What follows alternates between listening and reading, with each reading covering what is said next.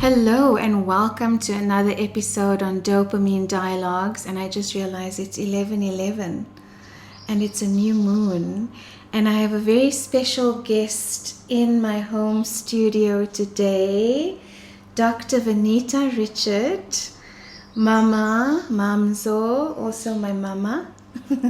Welcome, Mom. Thank you. Hi.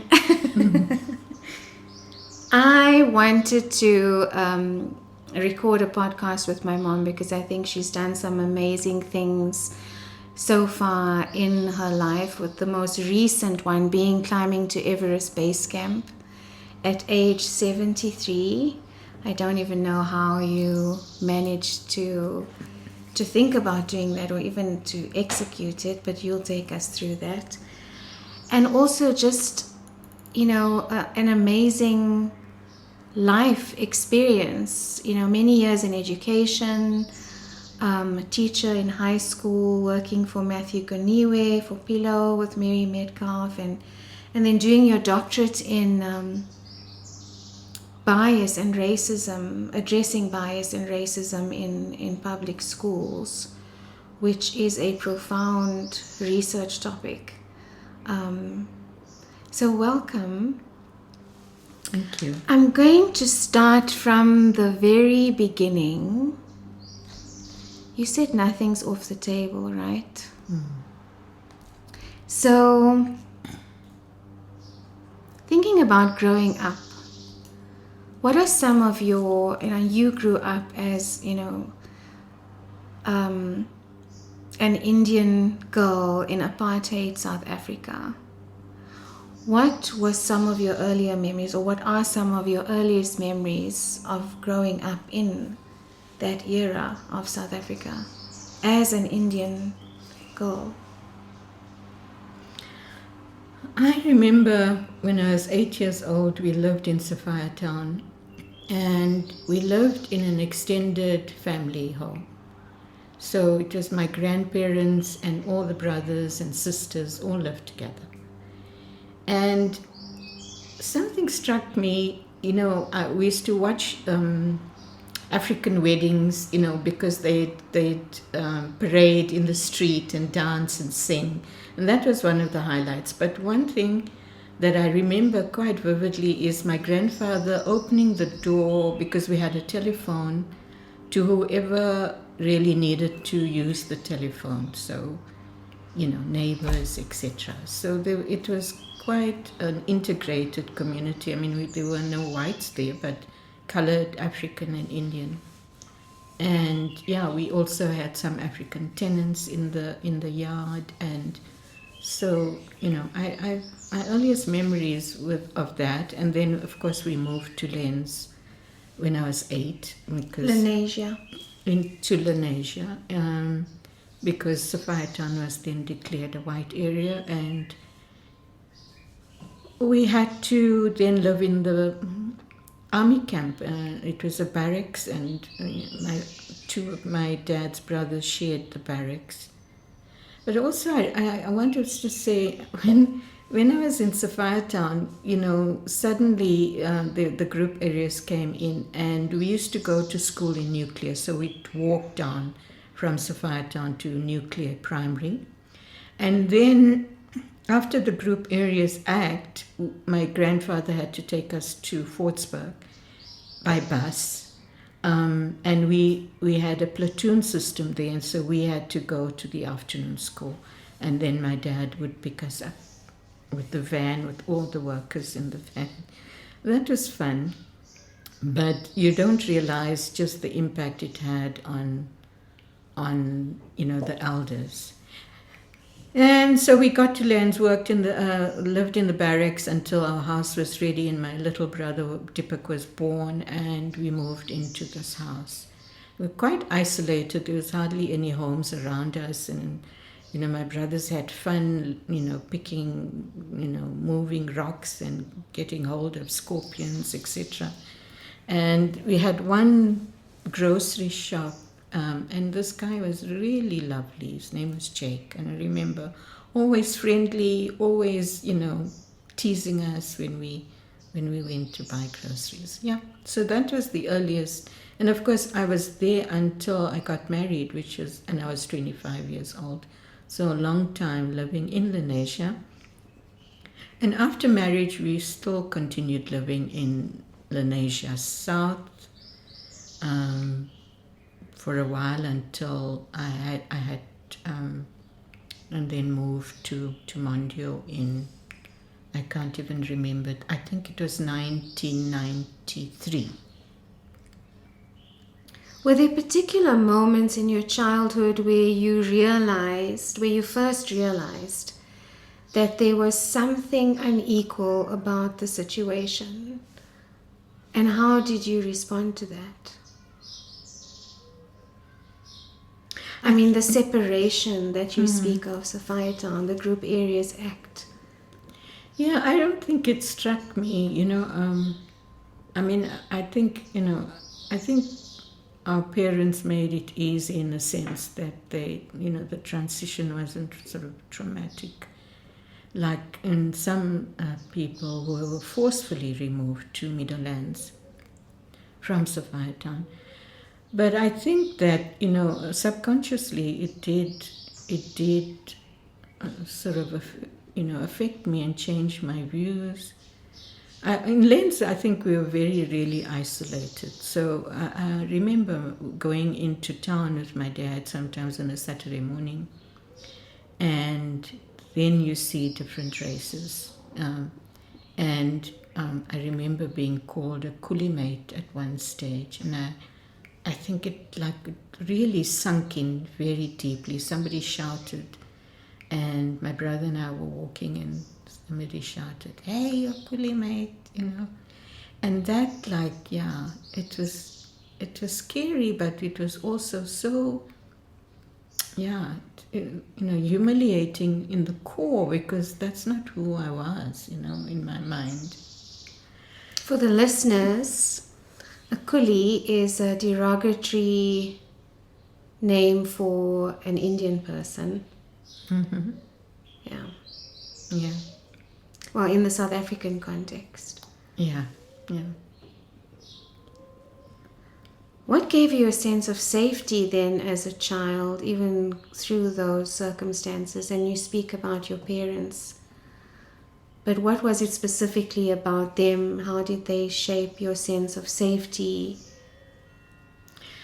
I think my dad was very solid and grounded, and, we always felt safe with him. I mean, my dad was fearless in many ways, I remember once there was a fight outside, and I'll still recall it. And these guys ran into our yard, and the one guy took our spade, the garden spade. And my dad opened the door and went and said, "No, this is not yours," and just took it from him. And this is really, it could have been a violent encounter, but he very casually took the spade, closed the gate, and walked back. And so, it was that sense that we were protected, that my dad was fearless. Yeah. There weren't a lot of options for you when you had to choose, what career or vocation you were going to follow. If I remember correctly from you and Dad talking about it, it was basically teaching and social work, nursing. Was those that were it? The options. Yeah. And what then drew you to teaching? How did you come to that decision when you left high school that this is something you wanted to explore? I wasn't a good student. So I struggled through school, and I think language had a big deal to do with it. Because when we were in nuclear primary, we spoke Hindi at home with everybody, and my parents and Afrikaans. And his siblings spoke Afrikaans. So those are the two languages we heard. But when you got to nuclear primary, then you had to switch to English and Afrikaans, and I don't think I quite comprehended. So I didn't get a good grounding in my earlier years, if I think back now. So, and I struggled throughout. The only option really then after I matriculated, because I didn't have maths in my matric year, so the limited options then to go to college. And then, I don't know why I decided to go to college in Durban. Because it was a specialist sort of degree or diploma rather, where you specialized, and we worked really hard. And I when I think about it, the Johannesburg College, everybody had a lot of fun, and our days went right into 5, and you had a lot of practical. So I chose to do home economics. For whatever reason, and I could have done physical education because I was quite, I was an athlete. Yeah, and I ran, and I remember, there was a sports specialized teaching course, but I did the home economics because the school suggested that, because they didn't have anybody really qualified to do that. Yeah, so I spent 3 years there, and I had to leave home at, I was 18, and that was hard. Excuse me. And it was when you were teaching that you met Dad. Yeah, and that was so strange because I was teaching, and I think it was my second year, and I was seconded to the college because of my specialization. So and the college was in Fortsburg, and we had all these brats that we had to, and a really difficult group of kids that I had. Anyway, so I spent a year there, and then the numbers dwindled, and they asked me whether I would like to go, and I jumped at it. I said, yes, I'm going back to school. I say strange because that's the year that Dad came to that school. So if I was still at the college, I wouldn't have probably met Dad. Yeah, and he was there, and yeah. What was he teaching again? Was it guidance? He did career guidance, and he also, I think he did some history, he did some English as well. I remember the story where, and you drove, please tell us what your car was when you were teaching. So I had a Ford Capri, with a hard back, and it was a second-hand car that I paid 450 Rand for, cash. My dad, I don't know how he got hold of this car. Anyway, sometimes the gears just came right out, and he said to me, just drive in first and second gear. And there was hardly any traffic in lanes at that time, so that was fine. And so I used to drive it to school. And then in the afternoon, I used to take Rabia Kolia, another teacher colleague. I used to drive her home and then go home. And the one day, as we were driving, Rabia said, stop and give this Ben, my husband, your dad, was walking. And she said to me, stop and give him a lift. And I thought, why? Really? Anyway, because it was a sports car, she had to get off and get him to go to the back. Yeah, and then he said, I was wondering whose car this is. And I thought, why? Anyway, yeah, so that was the first time I really had sort of didn't really speak much on the drive, just dropped him and dropped Rabia and got home. I didn't have my license then, but we hardly had any cops. I was stopped once taking the netball girls to the bus stop. And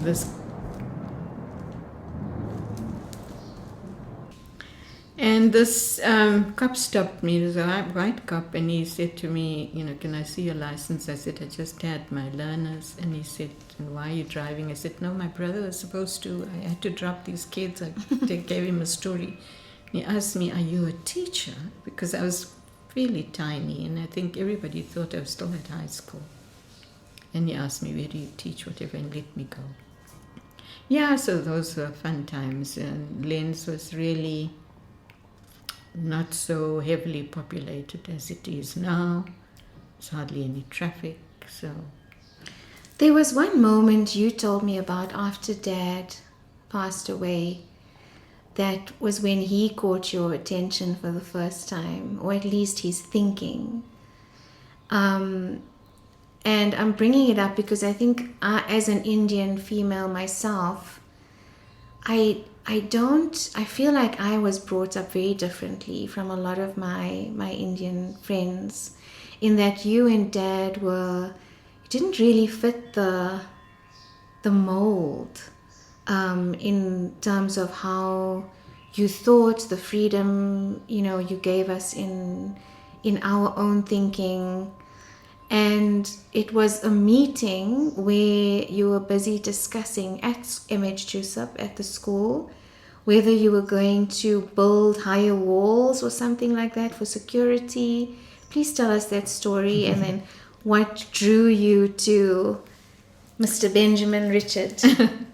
Yeah, I think it was Nirvana High School. Oh. We were at Nirvana High School then. And yeah, there was talk of building a wall for security, because we had these chicken wire fences. And the one teacher was really against it. He at the staff meeting, he created quite not a scene, but yeah, he upset the apple cart in a way, because the plans were ready, and he said, why do we need a wall? Why do we have to hide, etc.? And then Dad talked about the fact that your freedom is not restricted when you are enclosed, because it's not your thinking that's restricted. And he was quite poetic, but also like very deep in a sense, in a philosophical, I would say. Very deep in the sense of the kinds of things he was saying about, structures and that, psychologically we supposed to, our freedom is not restricted if there are walls, in a sense. And so, yeah, I think that's what, we were all so excited, because this, there was some tension, and this guy was a bit radical, the one who was opposing. So it sort of almost brought a calmness and a response to the friction. Dad was a mediator. Yeah, he was a great mediator, but he took it, I think he was a deep thinker and took his time. Often didn't always come up, with, unless he was prompted, he was quiet. He was quiet in that sense, except if you riled his. He wouldn't hesitate to take you on if you were racist or biased. Speaking about that, and what's interesting for me, and I experienced it as a child, is even within the Indian community, there was a bias and a racism, depending on the color of your skin, how fair you were, what surname you had, the caste system. And it was actually difficult for Dad to come into the family. Well, maybe not difficult, being of a different, what do you call it? Ethnic sort of language. He was very dark in complexion in comparison to you and your brothers, to your side of the family, South Indian. What was that like?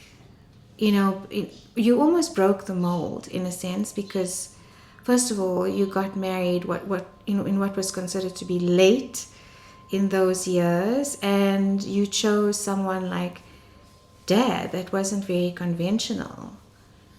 Tell us about that and how your parents received that, what it was like for you.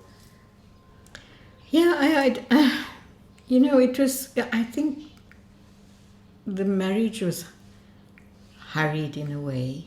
when I think back now and reflect.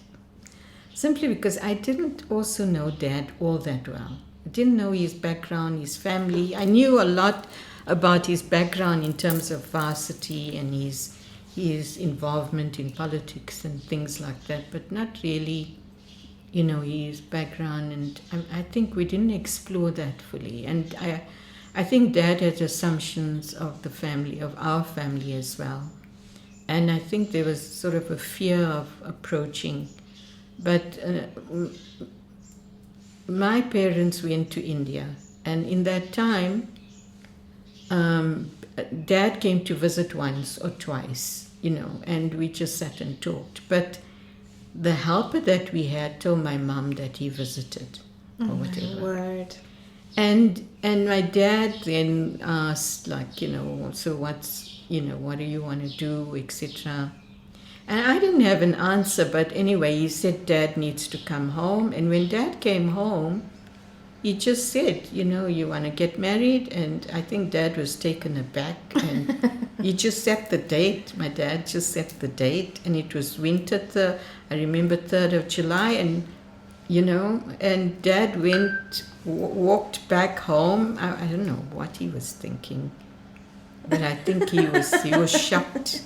And I think later he said... he was thinking he hit the jackpot. I don't know. Maybe. Because I remember him saying at one point, if anybody told him that he would be married before 30, he would have said, no ways, But, so that's how it started. And it was a bit difficult. I mean, I think... it's always hard, to feel integrated, because I remember people making remarks about Dad and about the marriage and the surname Richard is unconventional as well. I mean, and this is where I want to speak about the politics. You mentioned Dad was into politics. This surname, which is actually his middle name, saved him from being arrested. Mm-hmm. Can you talk about your and Dad's involvement in politics? I just remember as a little girl that our home in Lenasia South used to be a meeting place. I remember sitting in the room with you while Dad met with these people, and Dad saying to me not to talk about these meetings to anyone, and I just saw Satu pamphlets, but those were also hidden away.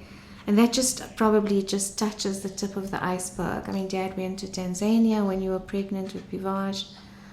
What was that like? And why did the two of you choose to get involved? What was your role? Yeah. Tell us about that part of your life. Yeah. Those were difficult and interesting times. I think it was in the 80s.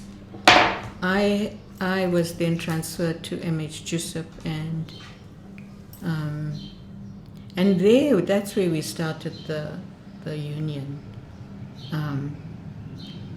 in the Indian community. And it was really at the school where I was that was initiated, and it was called PTL.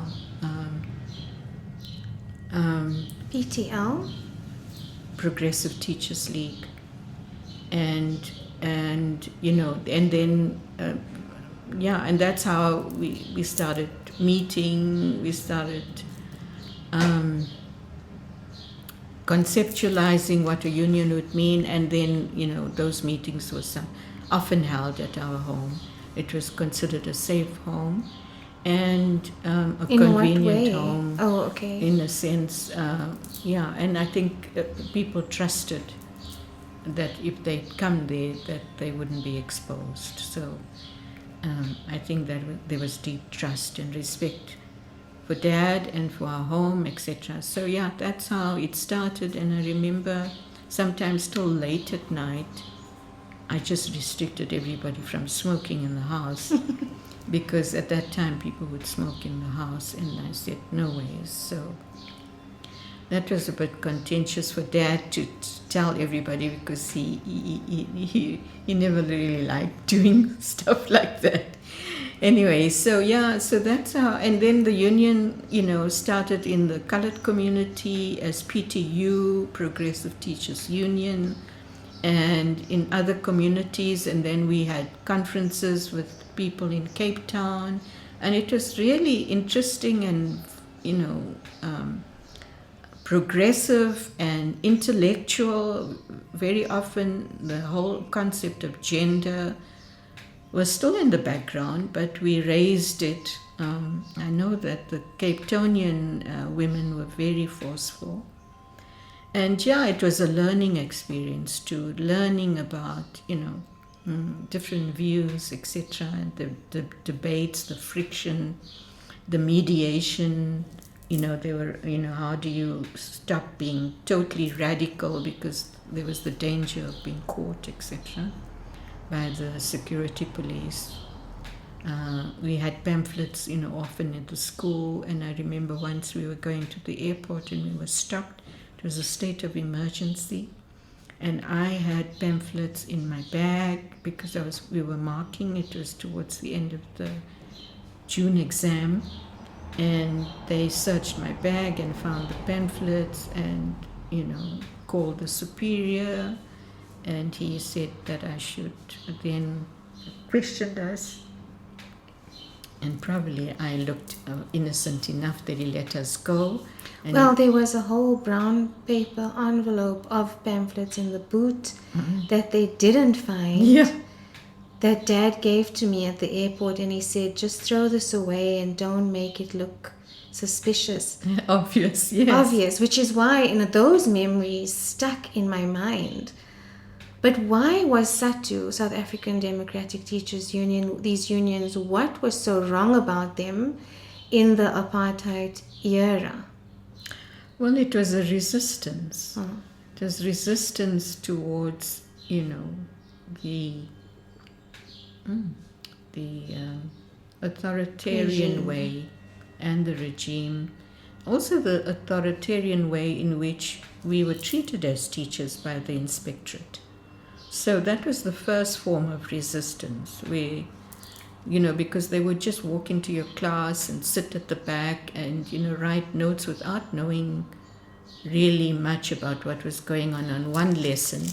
I remember one of the inspectors actually wrote in his report of one teacher that he was chewing, and that formed part of the report rather than his teaching and his work with learners. So the resistance started like that towards the school's authoritarian way, because the principals at that time were also very authoritarian. You couldn't question them, and we started that. We started questioning.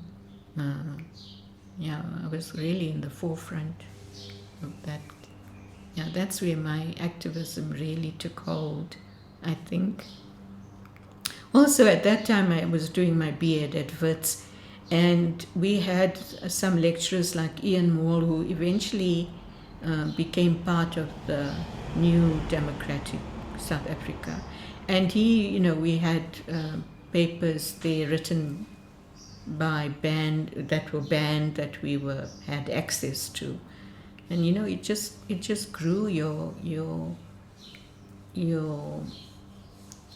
understanding and the capacity to do more in terms of the resistance.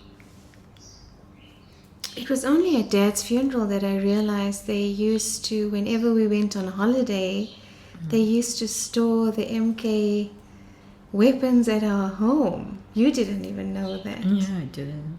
I don't think Dad may have suspected that. Oh, but they didn't. But Dad didn't know know, what. Really.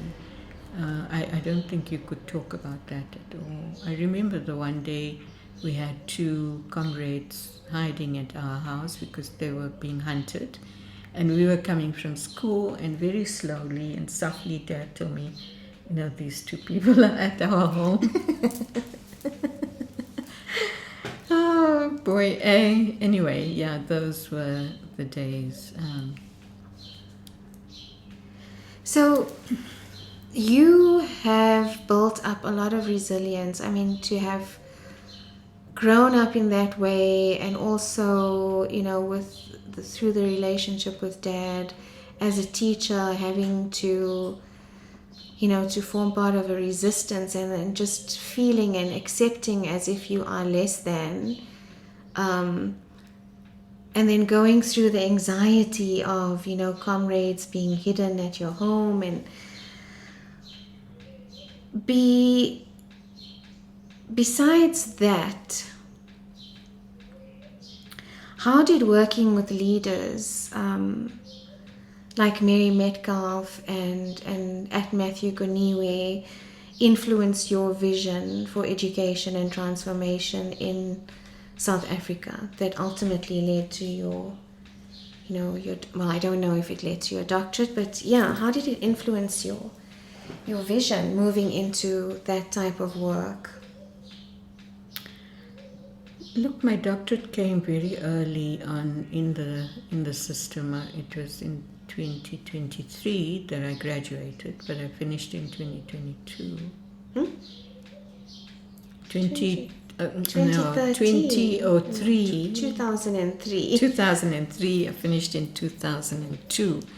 So that, for me, I need to say that because I was a very bad student, I think the doctorate really was, it was a sort of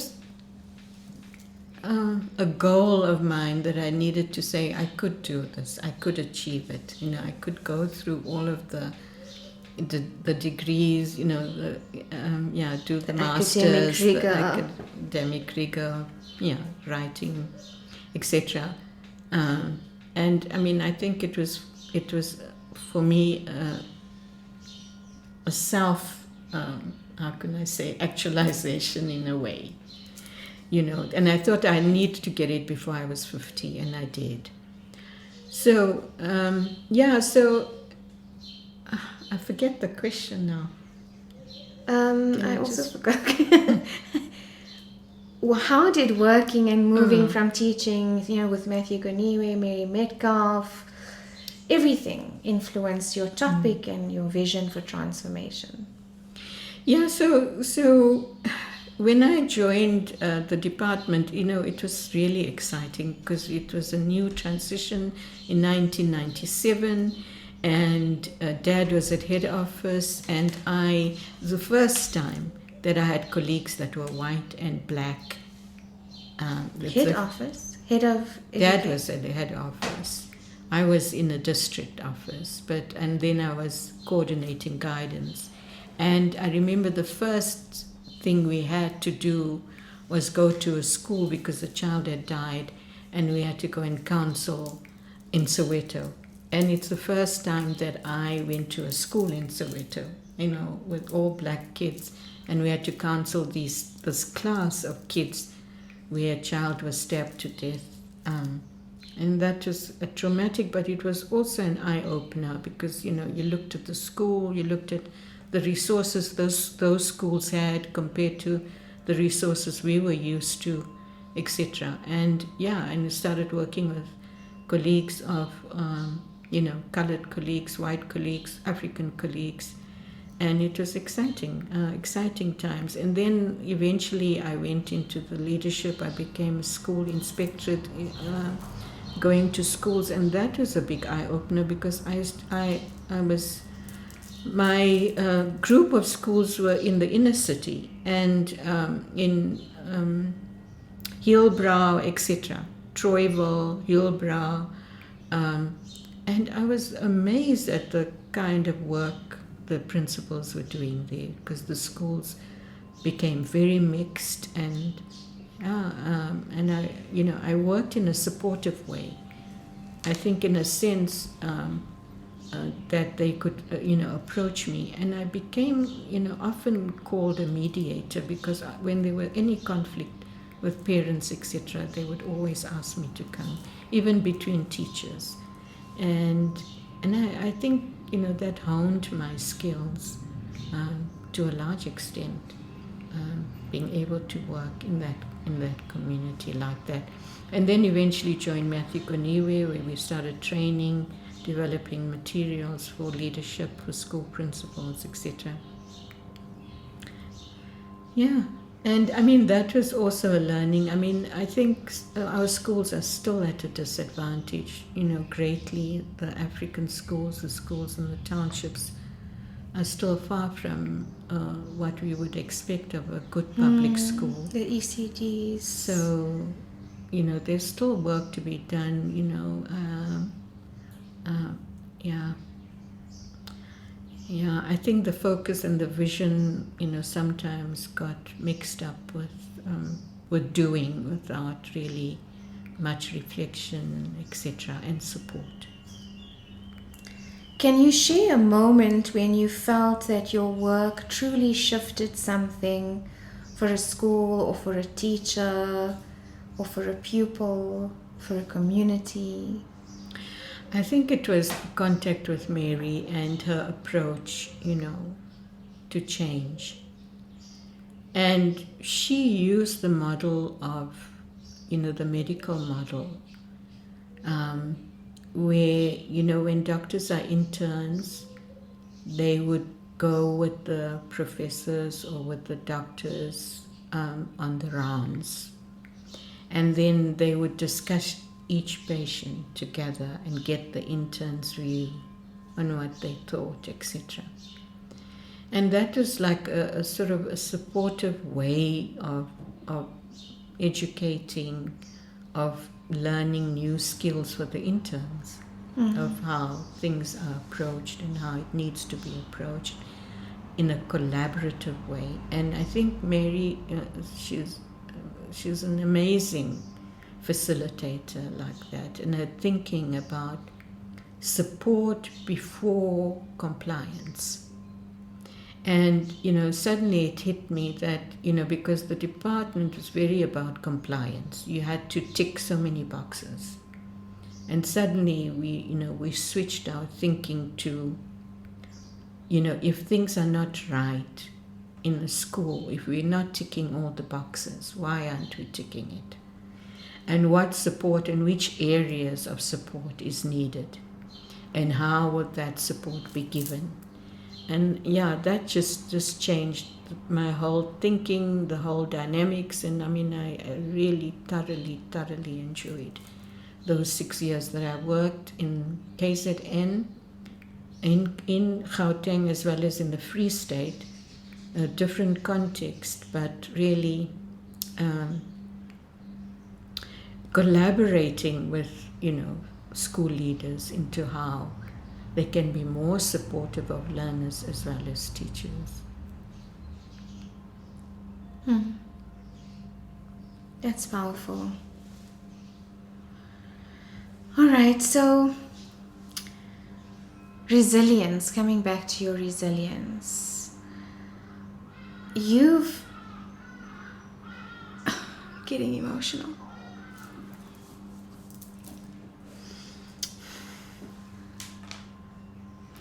You've endured the loss of 2 sons, my brothers, 2 years apart.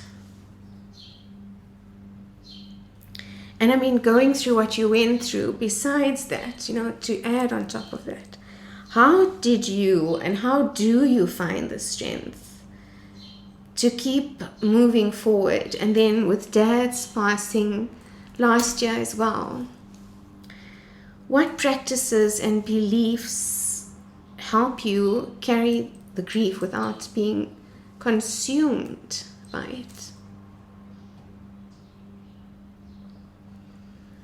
Yeah, I think, it's a difficult question.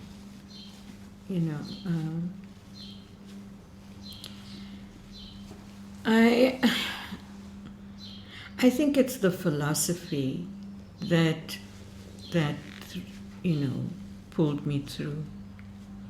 The fact that, there's just a thin veil between the living and people who have passed. I remember I thought when Vivash passed, that he was released and that he was in a far better place than he was. And I think that gave me strength, and I think that kind of belief that the soul is released, and is radiant again out of the body, not confined, not trapped. And I remember that I got a lot of solace from Jo Lawson, who is a clairvoyant. And I went to her incidentally because I would never have thought of going to a clairvoyant, but a supervisor at work had told Wilma Isaac, a friend of mine, we were colleagues, that, she's brilliant. So we made appointments together and we went to Jo. And it was the most profound reading I've had, because things that she wouldn't have known. I remember I had a photograph of Vivash and flowers under always, and I used to use the incense just to greet him, talk to him. And she knew all. She said to me, this is what he's saying, that you have this ritual and it makes him feel really good. And that he missed my food, etc. So it was those encounters. And I think it was harder with Ishkar because I didn't expect Ishkar. I think that, Vivash was troubled in a sense that I think he was extremely sensitive. Mm-hmm. And he was such a beautiful, loving soul, a giving, and I think he gave a lot to his friends and everybody. And Ishkar was different in a sense. He was an artist and he was freer in a way. And he loved his degree. And so, it was harder with Ishkar because I didn't expect it. I really didn't expect him. But I think his brother's death hit him really, really hard. I remember the one morning he got up and he said, "What the hell, man? I never was depressed in my life, and now, I can't seem to get out of bed." I mean, so, and I think they're free, and I think that will got me going, through. Although people had different ideas about it and thought that, we didn't grieve enough, the grief is always there. I think, the grieving will continue because the missing is always there. But the contact with them is constant. I talk to them every day, twice, thrice a day. Anything that happens, they are around me. Dad, it was really difficult. I don't think we expected Dad to pass. I mean, it was, he wasn't I still ill. feel shocked. I still get that shock some days. But again, you have the acceptance that the soul is released, that the soul needs to go, and that the soul doesn't leave the body if it's not supposed to. I mean, I think that's my philosophy anyway. So I think that's what got us through. Your spirituality and I think it's faith. The philosophy of what life means and what death means, in a way. And death is not to be afraid of. It's a release. How did this change your view on your life and your legacy? Let me rephrase. How did it affect, maybe it hasn't changed, but how did it impact your view on life and your own legacy?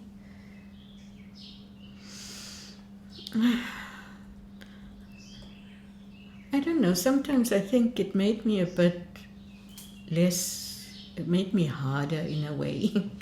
It like no nonsense kind of thinking, It led me to that thing that I can't deal with the frivolity of nonsense, everyday things, and maybe people saw me differently because I can be quite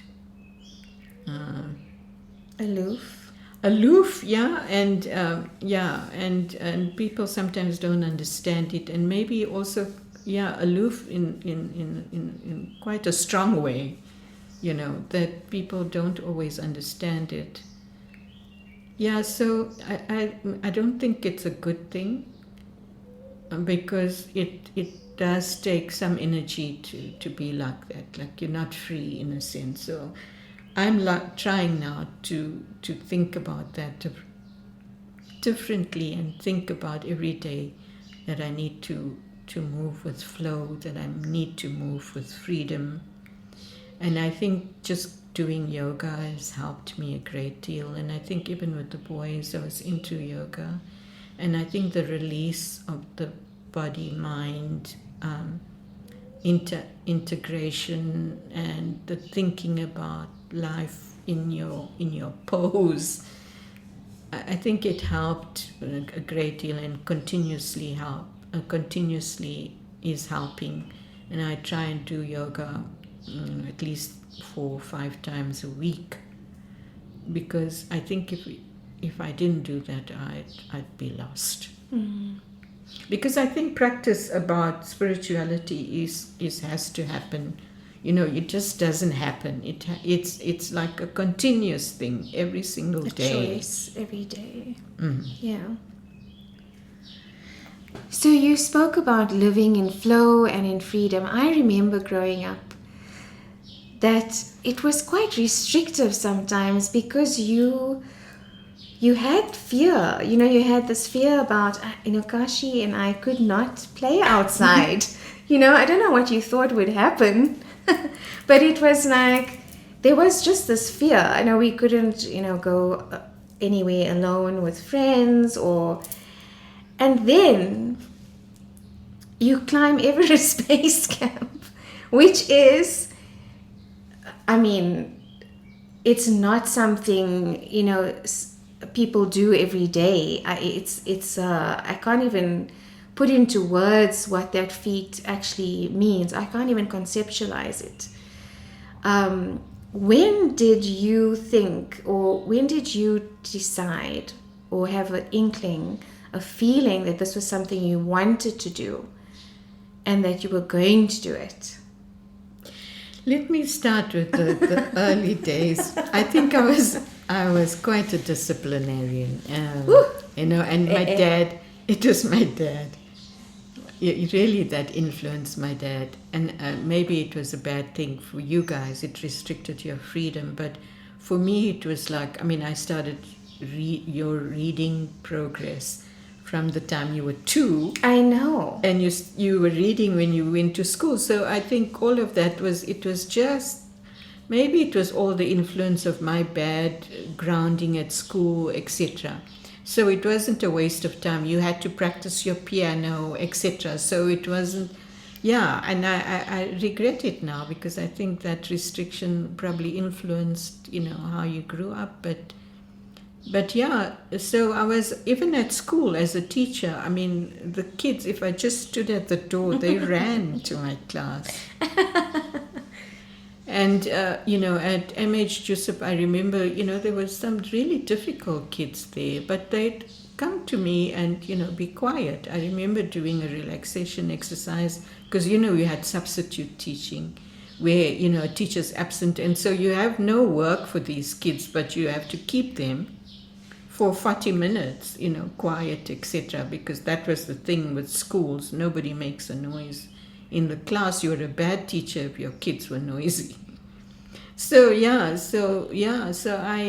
was a disciplinarian, and I think I still am, sometimes restrictive, and the fear of, I suppose it's the way we grew, and this whole country and the context, and now even now with violence and things like that, it's scary. And also the kinds of abuses you read about, etc. even then, I mean, we knew it was always hidden.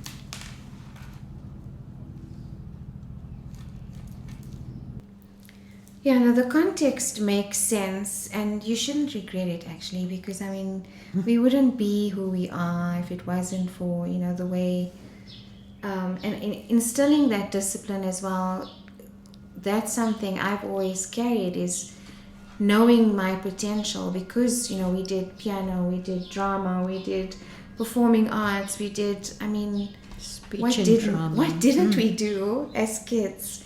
Even though, you know, in that restricted environment, there were so many limitations as to what we could do, but you and Dad gave us all of those opportunities. So I didn't mean it in a bad way. No, that's okay. But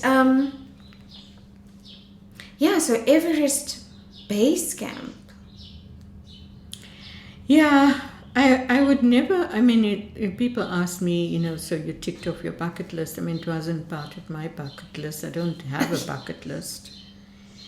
And I mean, it's just incidental again. And I think that's, I think the freedom and flow is like, comes from the, like, you know, so whatever is meant, sometimes, you know, the opportunities arrive. And I think it was at the yoga studio, I saw it written on the board, you know, saying we're doing Everest Base Camp in April 2025, and that was in 2024. And Dad had just passed, and I thought, no way, you know, am I going to climb Everest? But it would be so good, because I have a problem with my knee, particularly my left knee, which is bone on bone. And so I thought, no, there's no way I'm going to do it. But slowly it grew on me. And once I committed, and I was so excited, Sarika, you were going to join, and Kitu was going to join. And we were ready to go on it in April. And then we, you know, because we were so few, when, you know, because of work, Kitu couldn't come and you couldn't come either, that it was postponed to September, and then we started hiking in the Makhalis, and you know, I struggled with the hiking. You know, some of the hiking in Makhalis is really strenuous, and my knees would really be buggered, you know, at the end of it, and I, you know, often thought I'm not going to be able to do Everest until I think the very end. And then it happened that Fiziwe and I were the only two people left to go to Everest. But when the leader or the organizer, Genoa, said to us, I can no longer go, but I think the two of you should go, both of us immediately said, yes, we're going. And I think just 2 weeks or 3 weeks before, I was looking for my boot, for my hiking boot. And, you know, I was so frustrated because I couldn't get a boot. And then suddenly I got a boot that was really comfortable. And that, I think my decision was made once I got that boot, strangely enough. I put it on and I walked around the complex with that boot, you know, and I thought, yay, I'm going. Was that the only training that you did? Is Makhalis hiking every weekend? And hardly every weekend. I mean, I could count how many I did because I skipped a couple because of my knees. So really, I didn't do much training. But I think the yoga helped a great deal. And I think it's more a mental thing sometimes than physical, because, you know, when you are confronted with that steep hill, you know, every step that you take counts. And also, you know, your breath counts, every step with your breath. And then you look up and you see this beautiful view, and you can take another step. You know. wow. And the people there was so, I mean, it's such a struggle in the mountain. There are no cars there, and just the way they live, so contently with the little they have. And humbly. What did reaching base camp symbolize for you personally?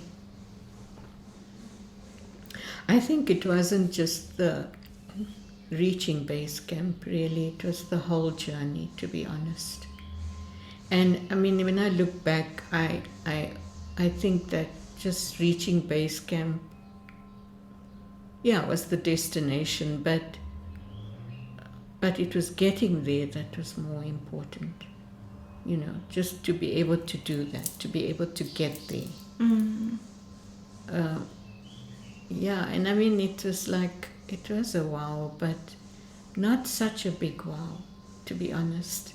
It wasn't like sort of triumphant. What was triumphant was going through all of those villages, every single day that we did for those 8 days. And I remember Tangboche I loved, because you come up a steep, steep climb, and, at the end of it you see this beautiful monastery, the Buddhist monastery. And I mean, all of the people in the mountains are Buddhist. The influence of Tibet and but it's just the way, the humility, the humble way that people live. And I remember this valley where the monastery is. It is in a valley and is surrounded by these beautiful mountains. And those were things that were more wow to me than actually base camp. It's strange because, you're at the foot of the highest mountain in the world. And you can't really see the mountain. You can't see Everest from base camp. You're just aware that you are at the foot of it because it's behind. And it's only the next day when you climb Kalapata that you can see. But we did see Everest on our way. And I mean, the first glimpse of Everest was wow. I think the first glimpse of a mountain with snow was a wow. So, it was all those wows. Little moments. Yeah. Well, that was amazing. Maybe one day we'll do it together again. I would love to do it again. I'm not sure whether I would be able to, but... If you could say one thing to your younger self about life, resilience, hope, what would that be? I think it would be like to continuously live with flow. I think that, there's rigidity in some of the things, in my views and my way of doing stuff, even just cleaning the house, So, I would say, just let go. Just let go. Not cleaning the house. You mean when we had to clean the stove with earbuds? That's every Saturday. I think it was just let go, let things lie and let just flow. And it's still hard. It's still a journey, but I would look back and say, be freer than you were, and enjoy life more in the moment. And I think it's amazing that, and you give hope in that it doesn't matter, where you are in your life or what chapter you are in your life or how much loss you've had to experience, there's always room to change. And I think in you evolving what you believe you need to evolve into or from, because it's a non-judgment. It's not about what anyone else thinks. It's about how you feel and what you're comfortable, moving into. The fact that you are still continuing to do that and question that and break templates and do things differently than what would be normally expected of you is, that's already profound. That's already a climbing of base camp. And I think when you do these things, you also affect my timeline, by breaking these molds and clearing, whatever trauma that it is that kept you feeling rigid. You then clear that for me in my own DNA, in my own timeline, and then I clear that for Maya. Because I don't think I could have taken this bold leap into starting my own business as well if it wasn't for the bold leaps that you have taken and the example you have shown. So thank you, Dr. Vanita. Thank you for joining me on my podcast. Thank you. I'd love this conversation. It was really nice conversing with you. And anything else you'd like to say? Any advice for younger women out there navigating life, the times that we are in right now? Yeah, I think, it's raising kids without badgering them. I think it's raising kids, allowing that kind of freedom. If you are raising kids, that is.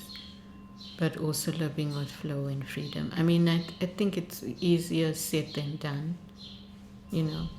And sometimes I think we focus too much on finance and material things. Do I have good curtains or good leather couch or whatever? Maybe it's like freeing ourselves from seeing the potential that life brings. Thank you. So listeners, I hope you enjoyed the conversation, and if you did, please leave a comment. Thank you for being here again. Again, Dopamine Dialogues is really about the meaningful conversations, and hopefully this conversation helped someone, resonated with someone, landed with someone. And this is part of She Builds Mnandi, because Mama, I think that you are really building a legacy and doing it with such grace and strength. Thank you. Thank you for that. Thank you. Till next time, listeners, thank you for being here.